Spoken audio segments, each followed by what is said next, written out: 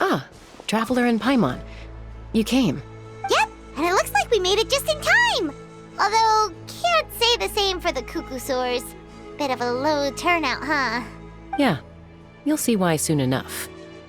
All right, get ready. 3, 2, 1, fly! Whoa! We're really flying! I feel light as a feather. I'm flying without a Cuckoosaur. These phlogiston wings are awesome! What's going on? Paimon can barely believe her eyes. How did they fly all on their own? The merchants we ran into that day were selling a product called phlogiston wings. It's a flying machine worn on the back. To operate it, you just use a handheld trackball that controls the flow of gaseous phlogiston. That's incredible! Yeah, if Natlan mass adopted this technology, it would revolutionize our mobility and responsiveness in times of crisis. Just think of the countless tragedies that could be averted. I feel like I'm dreaming.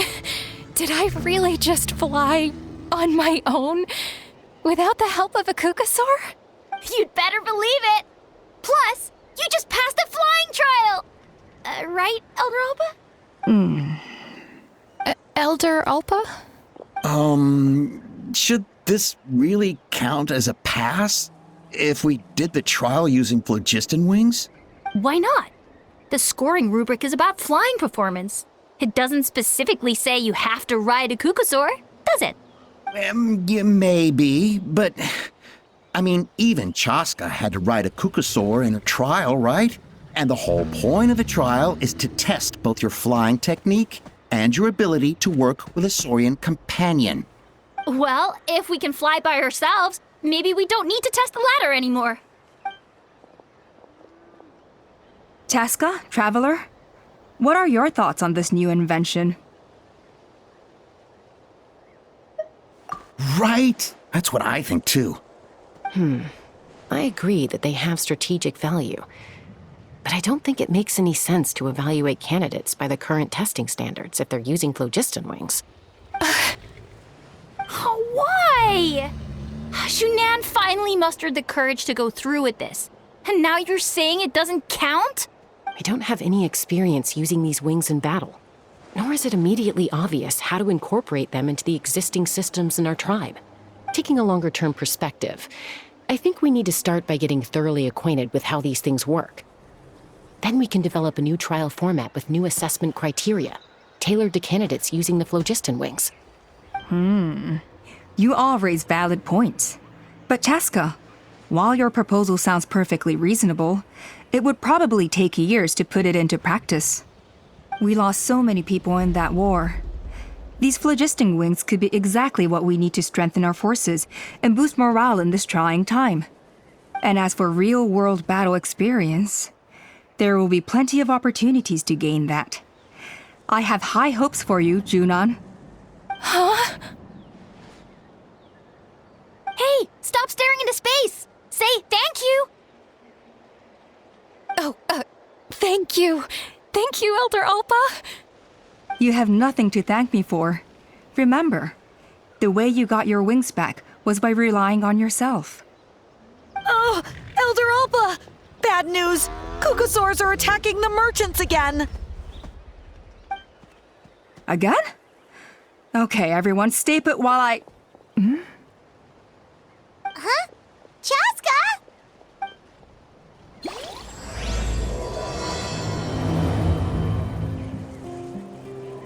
Why did Chasca rush off like that? And then Elder Alpa and the others too? Anyway, let's go see what this is all about.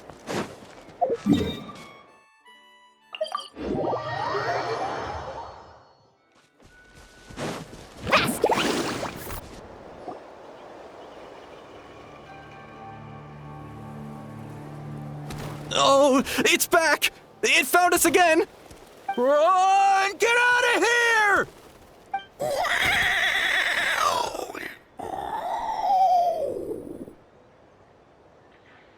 Curses! She's really riled up this time! Hey! Stop running! We'll never outrun a creature with wings! Get back here and let's fight!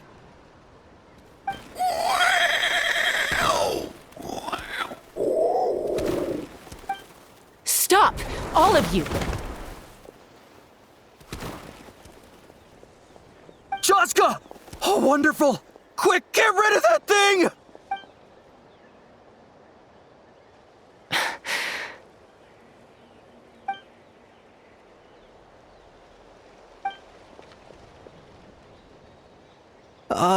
What's going on? Why isn't she doing anything? So it really is you, sister. Wait, sister? That Kukusaur is Chasca's sister?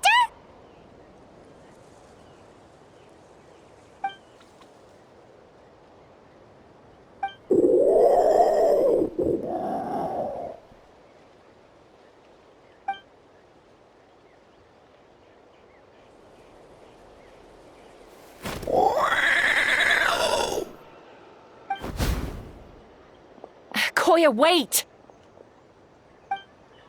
Is Chasca gonna be okay?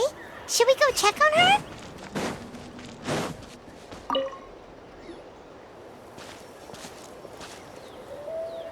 Chasca, are you okay? I'm fine. Sorry for making you worry.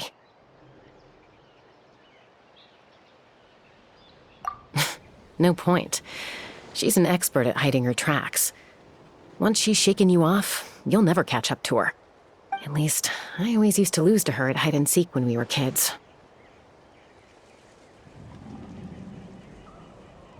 Well, yeah. You know I was raised by Kukusaurs. Anyway, she and I grew up in the nest together. Her name's Koya, and she's my big sister. We played together all the time, chasing each other through treetops or mountaintops.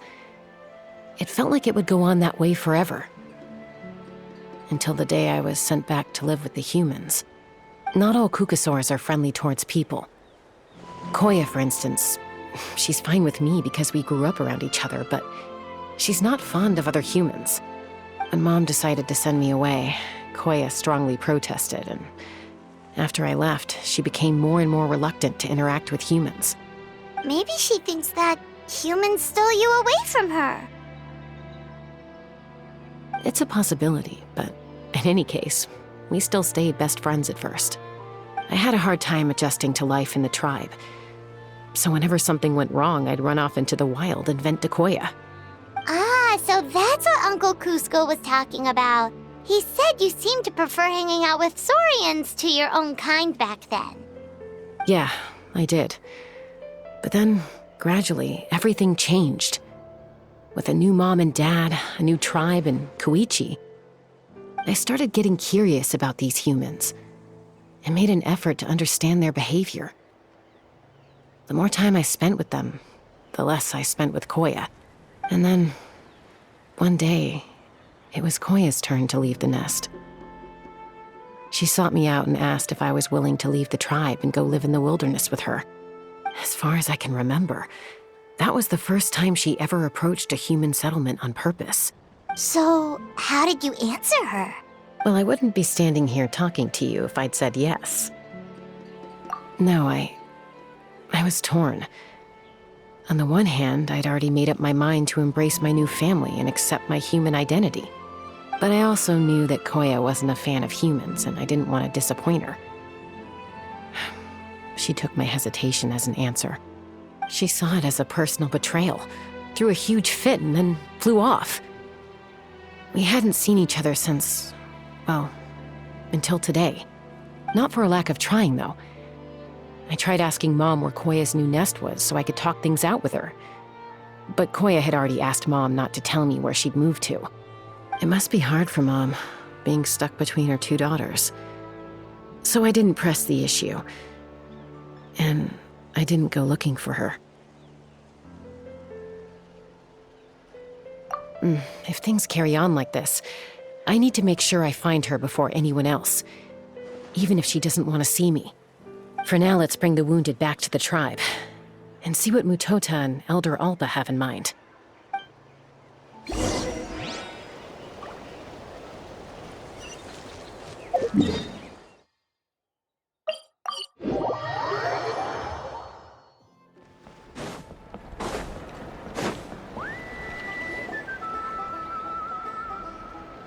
So, I hear there's been another Kukasaur attack.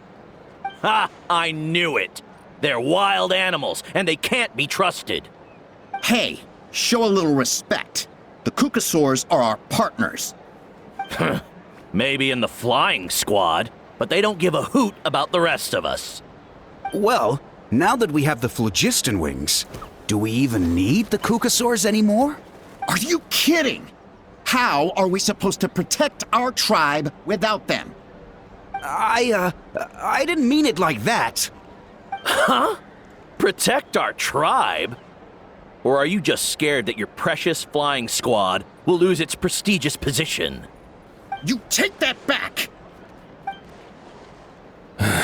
Things are changing so quickly. Chasca, there's a conflict emerging there. Aren't you going to nip it in the bud? The whole tribe's talking about this now. Breaking up a single fight won't solve anything. The real source of conflict here is the phlogiston wings. And what happened with Koya. On any other day, people would just brush this attack aside. After all, clashes between wild Kukasaurs and humans are no more common than those between people.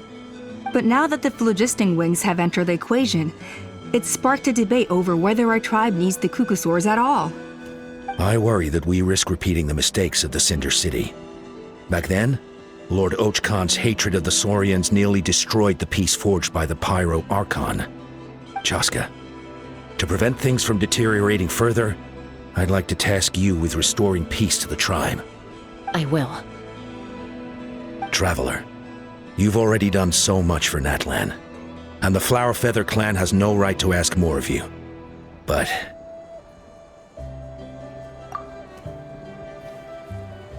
thank you. And don't forget about Paimon. Just leave this to us. This whole situation has unfolded so quickly that it's put us on a back foot. To tell the truth, it makes me a little suspicious. You think someone might have orchestrated all this? It's possible. Leave it with me. I'll look into it. Also, Chasca, could you try to keep a low profile while you're out there digging around? We don't want to give our hand away. I'll do my best. Okay, so where should we start? This all began with Koya's attacks. If we can find out what led her to do it, that should give us something to work with. Unlikely. Given how she reacted when I showed up, I don't think she's forgiven me. If you want to resolve a conflict through dialogue, sometimes you need a third-party facilitator. Let's go see my mom.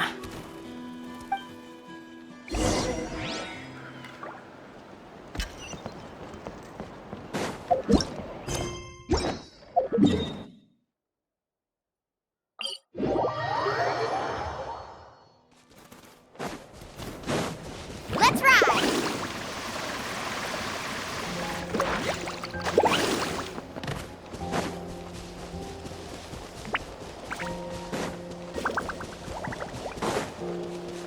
Need a surfboard? Carving waves!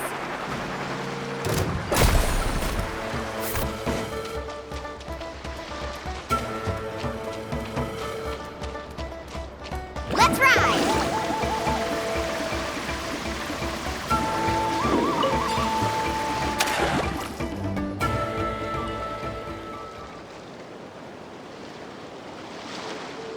Wow, so this is where you used to live as a child? Mm-hmm. When I was little, we used to do this thing where I'd jump from the top of this tree, and Koya would fly over from the platform and catch me in midair. Or sometimes we'd both fly from the treetop together, and then after some aerial maneuvering, she'd throw me up onto that platform. After we got a bit older, we went to the nearby shores looking for even greater heights. Ah! Stop! You're gonna give Paimon a heart attack! Oh, really? I just thought it made a fun story. Then I'll share more with you when there's time. Anyway, back to the matter at hand.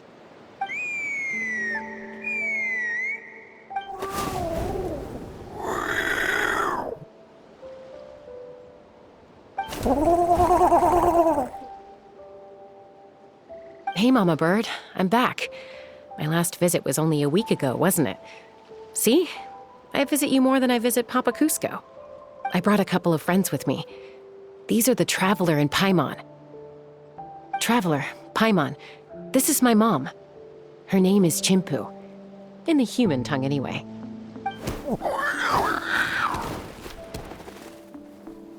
Hi! No, not really. I don't speak it as such, but I can sort of get the gist. Although only with Mom and Koya, since I spent my formative years with them. Even then, it's basically a best guess based on their sounds, body language, and expressions. Seems to work about 9 times out of 10, anyway. As for whether Mom understands me, I can't always tell. But somehow we still manage to communicate. Call it the family bond, I guess.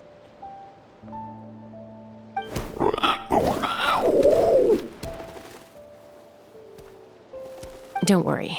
I'm doing well, but I think Koya might be in some trouble.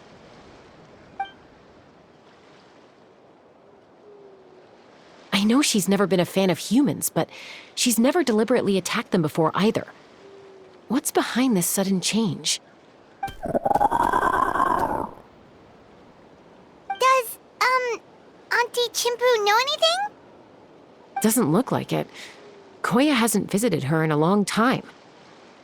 Then, could you please tell me where she's living nowadays? I really need to talk to her. If this animosity between her and the tribe continues, then the next time there's an incident, I don't know if I'll make it there in time.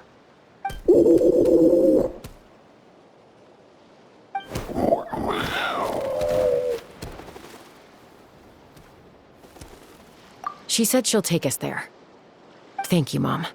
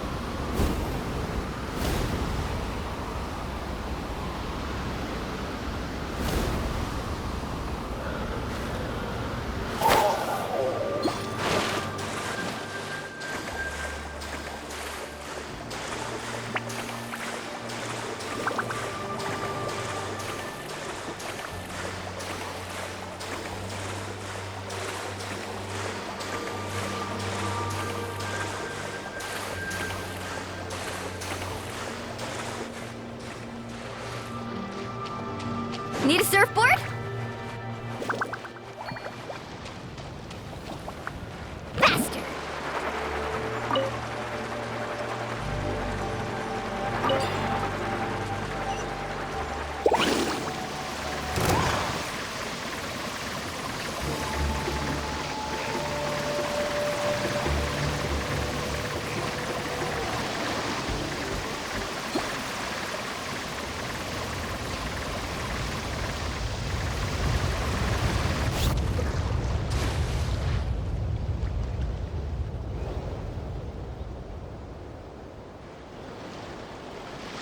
This is a really remote location.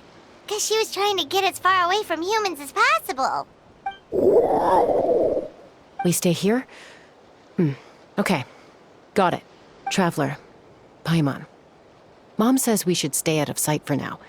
She'll talk to Koya first. Koya is very hostile toward humans right now. So if we show up unannounced, it might just make things worse.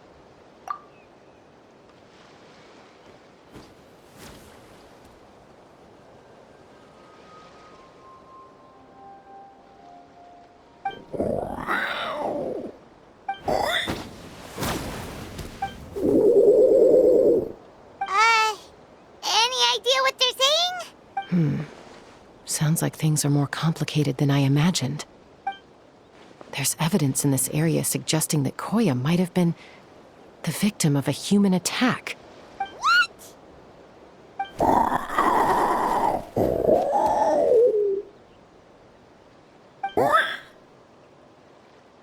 No. It's Chime, Koya's child. The attackers kidnapped her.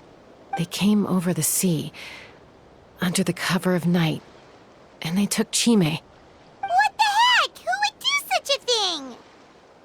I searched day and night, and finally found them.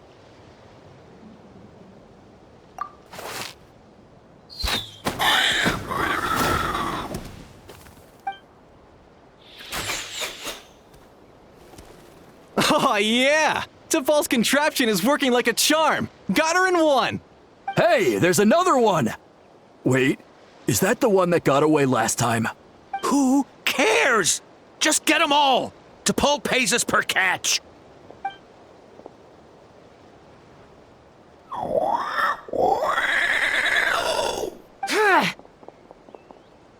Chasca! Chasca? How do you get here? Quick, stop her! Don't you even think about running away!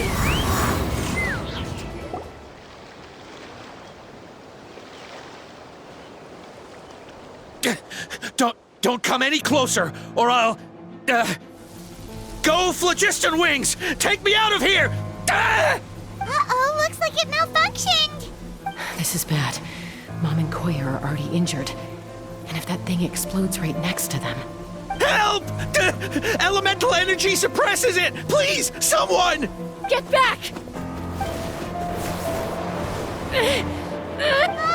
It's still going, and it's getting worse. Guess we need a more permanent solution. All right then.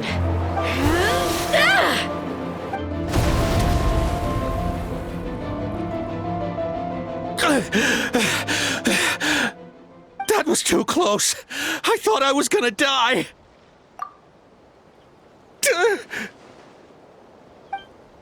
Answer us honestly. Were you the ones who attacked Koya before? I am... No, it was...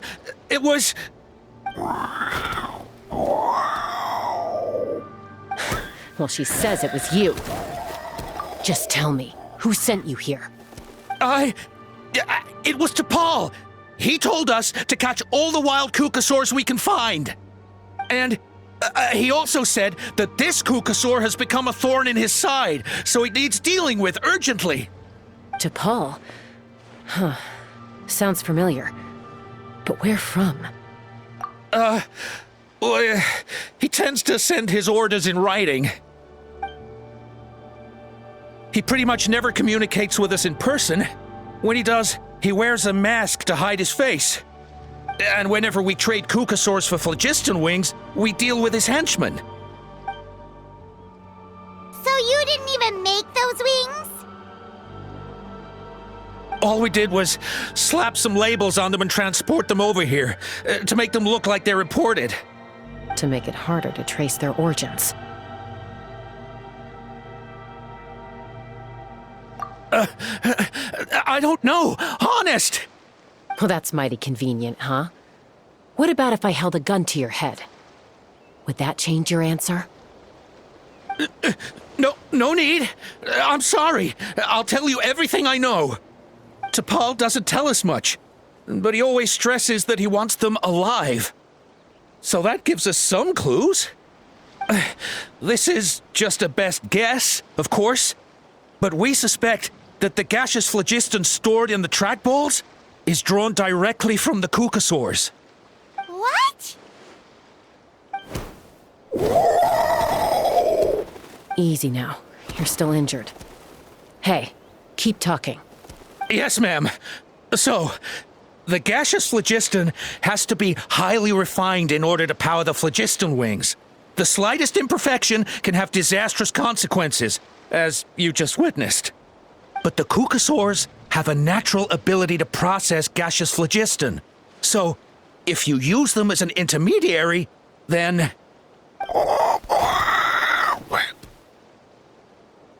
That's enough. So the Kukasaurs you took, where are they now? T'Pol should have them. But no one knows where he's based, apart from him and his henchmen. We've tried looking for it ourselves, even followed them a few times. but we always end up losing track of them. Random thought. Maybe they're hiding up in the sky? T'Pol. I'm sure I've heard that name. Maybe it was... Chasca, Traveler!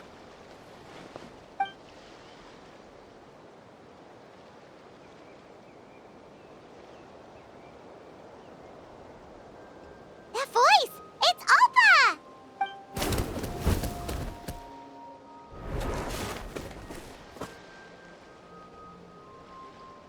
Elder Alpa? What brings you all the way out here? Well, I was patrolling nearby when I heard the sound of an explosion. What's going on?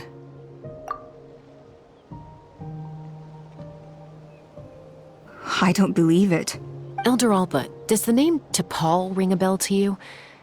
I feel like I've seen it written down before.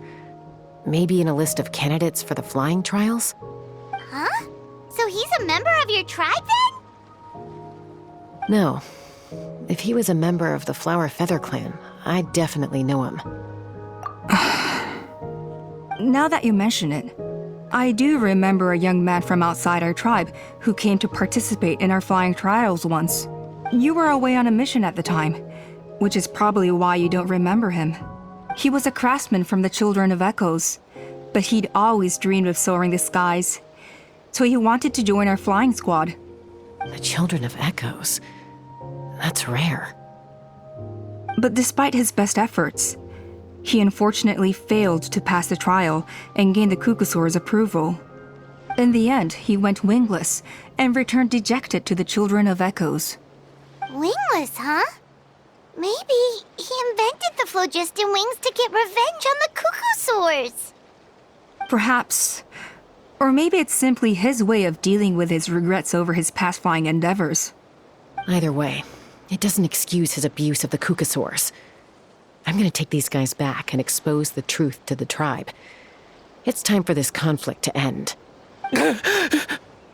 Easy, Chasca. Remember what I said about keeping a low profile? The ringleader still hasn't shown himself, and this man's allegation about powering the phlogiston wings with Kukusaurs is only speculation. Bringing these men to the tribe now won't win over any current supporters of the phlogiston wings. In fact, it may even escalate the conflict further. After all, many are mistrustful of the Kukusaurs after recent events. Is that why T'Pol waited until now to try to capture my sister? I don't know. I mean, he did tell us to spread negative rumors about the Kukusaurs and slip some Mora to anyone opposed to them, but... But Koya only attacked humans because they stole her child! Nevertheless, we will be hard-pressed to change people's minds while emotions are running high. Unless we have irrefutable evidence. Bravo! My thoughts exactly. In the meantime, leave these men with me. I'll escort them back to the tribe. I'll take the other members of their crew into custody too. They won't get another chance to stir up trouble. Fair enough. I guess finding T'Pol is gonna be the key to resolving this conflict. Let's hope the Children of Echoes have some info on him.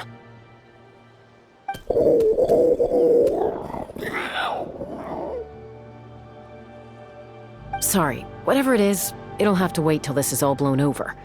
I have to fix this situation before it spirals out of control.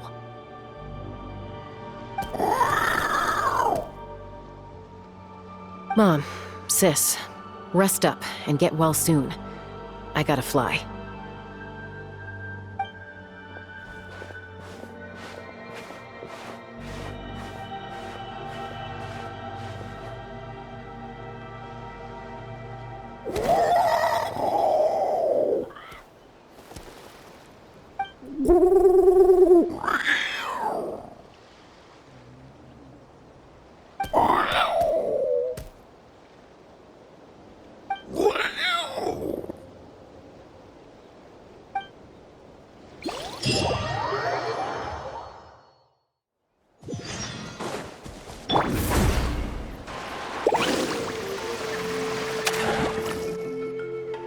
So Alpa says that T'Pol's from the Children of Echoes.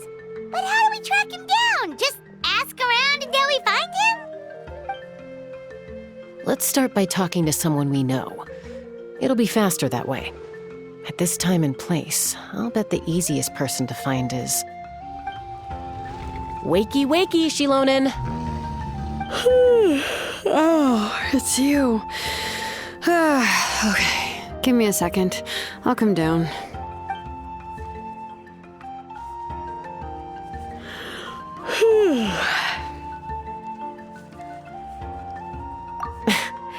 I climb trees to fly further and see farther. I don't usually stop for a nap. Well, we're not all like you. Always full of energy, even after flying around all day. Yeah. So, you've come all this way and interrupted my precious nap time. Might I inquire as to, why? I'm sorry, Shilonen, but it couldn't wait. Does the name T'Pol mean anything to you? He's a craftsman, apparently. Huh. T'Pol. Yeah, that rings a bell. I think that's Puma's child. Nope, I'm afraid you're a few years too late. Why are you looking for him?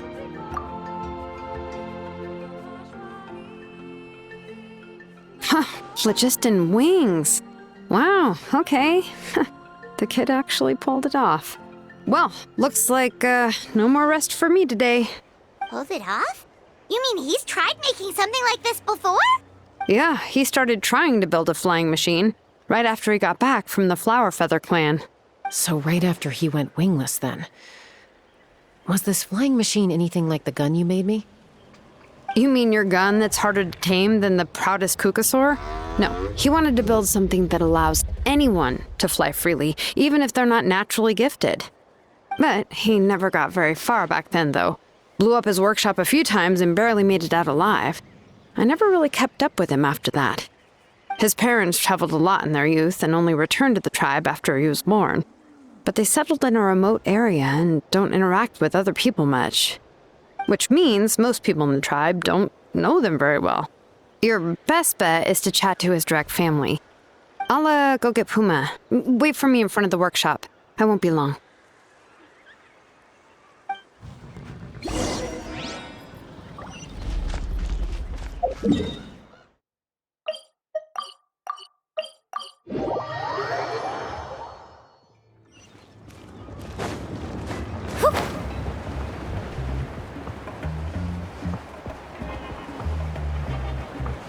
Let's ride!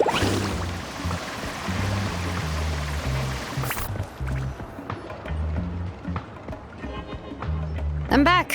Allow me to introduce T'Pol's mother, Puma. Hello, we're... Oh, save the pleasantries. I don't want to spend any longer talking about that boy than I have to. Huh? I disowned him long ago. He is no child of mine. All he cared about was his pipe dream of reaching the sky. Oh, we tried to talk sense into him, but he was obsessed. And then when he left us, he spouted some nonsense about building a workshop in the sky to avoid the constant criticism of us ground dwellers. He left his notebook behind. Whatever questions you have, you can look for them in there. I am done talking about him. He's no son of mine. He never called me Mom anyhow.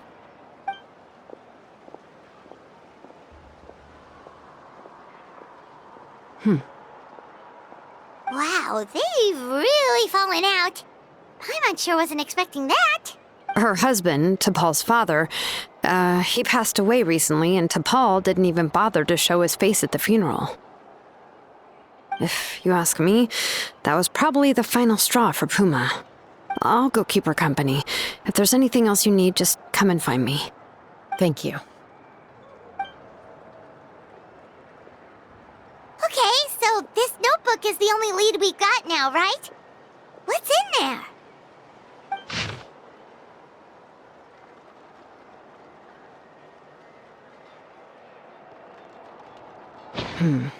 Some early designs for the phlogiston wings, and some theorizing about an airborne workshop. Ochkanatlan, the Cinder City. Looks like that's where he got his technological inspiration from. So, was he serious about the workshop in the sky? But that's such a big project for one person. Do we think he actually pulled it off? Oh, yes. The one from the trial arena that was super high up. That balloon has been there for a while, and everyone's been wondering how it got up there, but what if that's the wrong question? What if it started off even higher up, above the clouds and out of view, and it only descended to its current height due to some kind of malfunction? Part of T'Pol's workshop? Seems likely. If T'Pol's base had been hiding above the clouds this whole time, that would definitely explain why Isidore couldn't find it. I totally called it! But how do we get up there? Chasca, can you even fly that high? By myself? Possibly. But with a passenger, no chance. I doubt even phlogiston wings could take you up that high. At least, not without that relic T'Pol mentioned in his notebook. Yeah, and he's probably holding on to it. We'll have to find another way. Nope. That's way beyond Paimon's altitude. Also, would you really expect Paimon to go up there and take on T'Pol all by herself? Let's not worry. Just because we can't think of a solution doesn't mean no one else can. I'm not the only flying expert in my tribe, you know. Oh, good point. We should go ask Elder Alpa. And Mutoda. He was quite the flying ace back in the day, too. Let's head back and see what they suggest.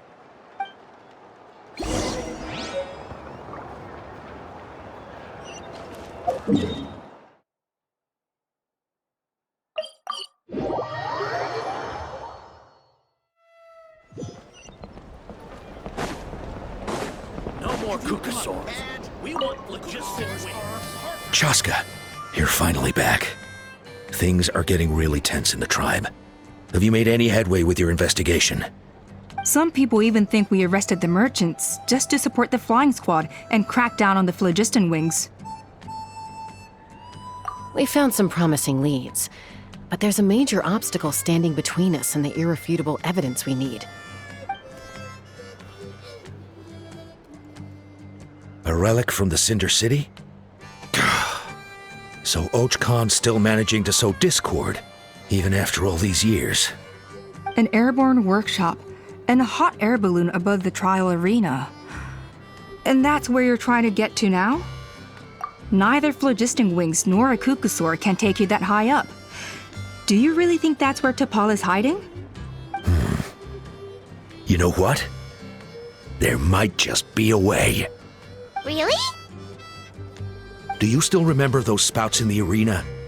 When they were all blocked, the gaseous phlogiston was trapped and unable to flow. But now, it's flowing freely. If we were to block them up again... You mean all of them except the one at the very top of the arena? To build up the pressure there? Precisely. With all the gaseous phlogiston flowing through one spout, it would create a high-pressure wind current. And then we just ride it up into the sky! Yes, it has its risks, but with Chasca's abilities, I think she could manage it. It's an extremely risky approach, but I agree that it's feasible. If you want to give it a try, check with Inkanak at the trial grounds. She can explain how to block the spouts. Chasca, if anyone has a hope of seizing this evidence from the high heavens, it is you.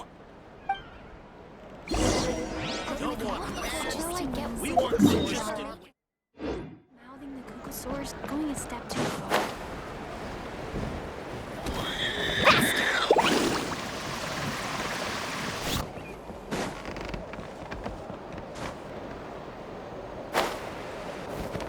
Let's ride!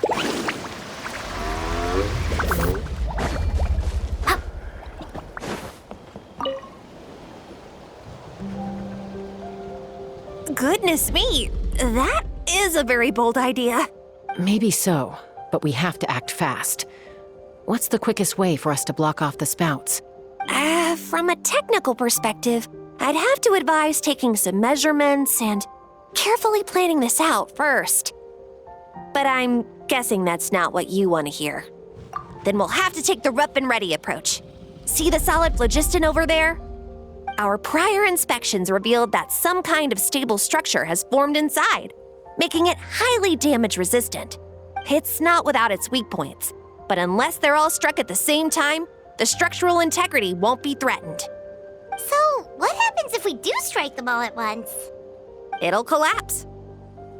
Okay, I see where you're going with this. Yeah, you got it. As long as you hit all the weak spots at once from the right angle, the solid phlogiston will fall right on top of the spout and block it up. You're right about rough and ready. Sounds like my kind of plan.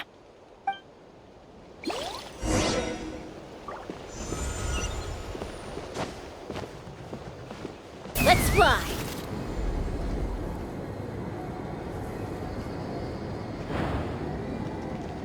Look! There's a chunk of solid phlogiston right over that spout!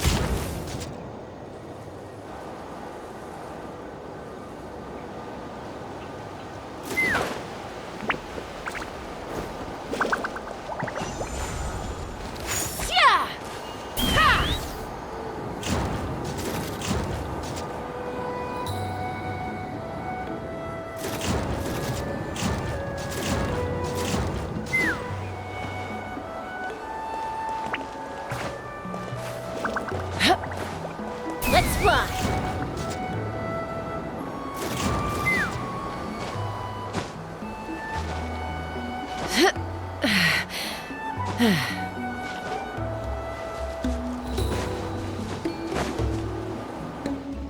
It actually worked! But wait, how are Paimon and the Travelers supposed to get up there? Koya can give you a lift. She's actually been following us this whole time.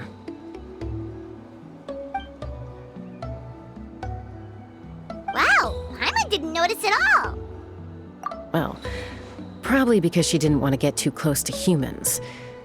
Or maybe just me. But right now, we need her power.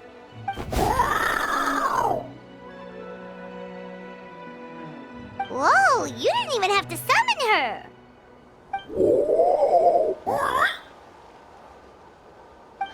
Yes, up there. That's probably where Chime is. All right, let's go have a little talk with this T'Pol.